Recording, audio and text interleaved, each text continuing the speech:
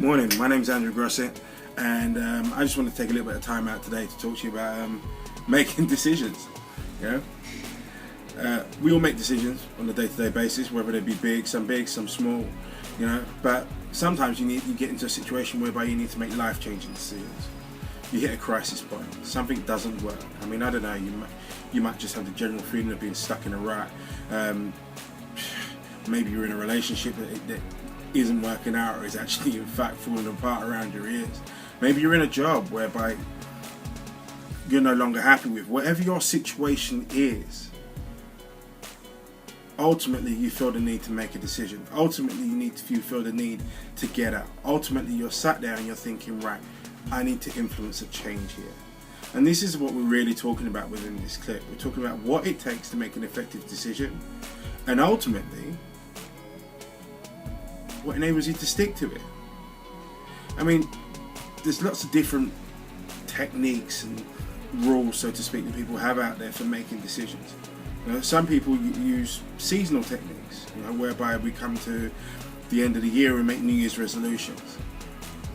Statistically speaking, most people fall out of those New Year's resolutions by the time they hit month 3 of the year. So by the time we hit March, most of us that have made a New Year's resolution, if we made one at all, by the way, have already fallen out of it and fallen out of sync with it. So I mean, the bit I want to explore in this clip is, why is that?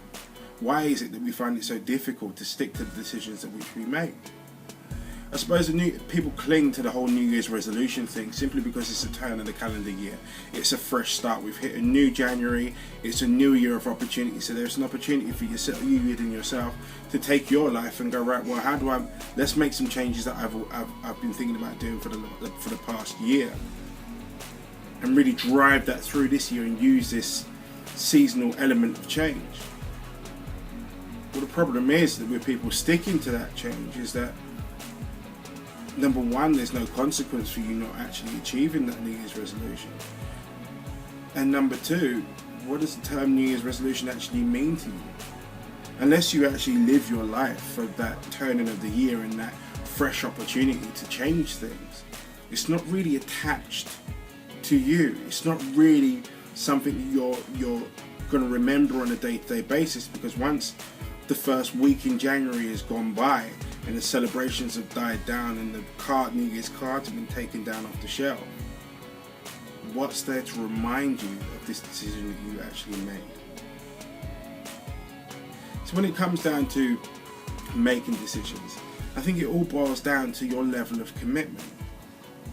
How committed are you to making a decision? You know, how dedicated are you to achieving the result of that decision? And ultimately, what would it mean to you if that result of that decision didn't actually occur? And that's the key bit. The key bit is making it personal. I know you're the one that mentioned the question, you're the one that talked about the change, you're the one that wants the change. But it's making it as personal to you as possible, so whereby you can't see any other option other than to achieve that goal, to make that change, to make those steps in order to get that lifelong goal, that lifelong dream, or that important change in circumstance to you and make it real. So I think there are 4 key rules I like to apply when it comes to making a decision. Number 1, keep it simple. A lot of people come up with a lot of all these intricate systems and designs and procedures and what have you for themselves in order for them to make the decision and keep to the decision. But ultimately what they end up doing is making it so complicated to actually stick to it. They set up so many methods and ways and means in which they can actually fail. You can ultimately present yourself with the thought of thinking, right, well, I've already failed. Because you set all of these markers in place and say, right, well, in order to consider this task a success, I've got to hit this, and the list becomes endless. So ultimately, at the end of the day, you've already chosen to fail by setting yourself so many things to so many tick boxes. So keep it simple. Next thing is pain. Two of the prime directives in life for us as human beings is pleasure and pain. You know, We're driven by how much pleasure we get out of something, and we're driven away from something by how much pain that we get. So, what pain we know we're going to receive. So therefore, to attach as much pain to you not achieving that goal or not achieving that task as possible, because that way you're more likely to stick to it. You're more likely to achieve it. You know? So whatever that decision is, whatever that goal is, whether it be, you know, you want to move area. Okay, well, fully understand the reasons as to why you want to move the area, and then put yourself in a position to fast forward yourself a few years and go, right, well, what would my life be like if I didn't move? What would it be like if I stayed where I am? What's the realism, the realistic bottom line of the pain that I am talking about that I want to get away from?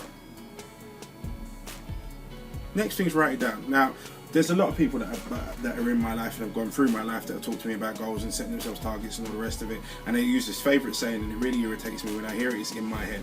If it's not written down, it ain't real. Right? If it's not written down, it's a harebrained scheme. It's something that you never really intended to happen. It's something you're not committed to. It's something you don't have the pain attached to it. It's not going to happen. It's not going to happen, because as quick as you can change your mind, it's as quick as it can fall out of your mind. As quick as you can be distracted by something, with kids, the wife, the husband, the car, the traffic that you've experienced on the way to work, is as quicker that goal can go out of your head. So write it down. If it's not written down somewhere, it's not real. Lastly, if somebody else doesn't know about it, the likelihood is you'll never achieve it. If someone that you know isn't with you on that same page, to be able to be with you both when you celebrate it and also to give you a bit of a slap around the back of your head to remind you that that's what you said you were going to do, chances are that goal won't happen.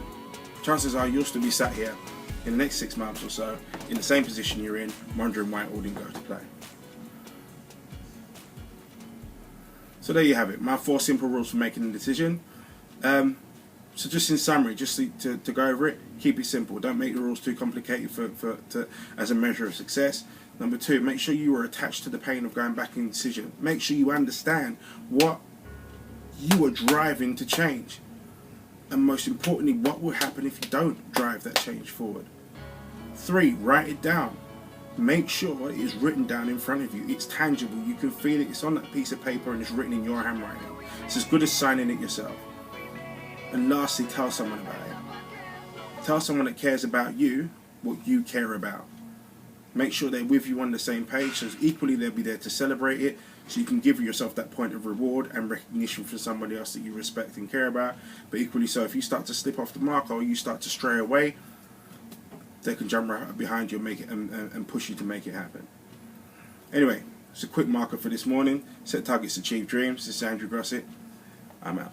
As you can see, I survived the worst, but my life is glorious. Better know that I leap that be hurdle and I'm so victorious. Take a look, I'm a symbol of greatness now. You can call me Morpheus. As for securing the win, but to believe I'm so notorious.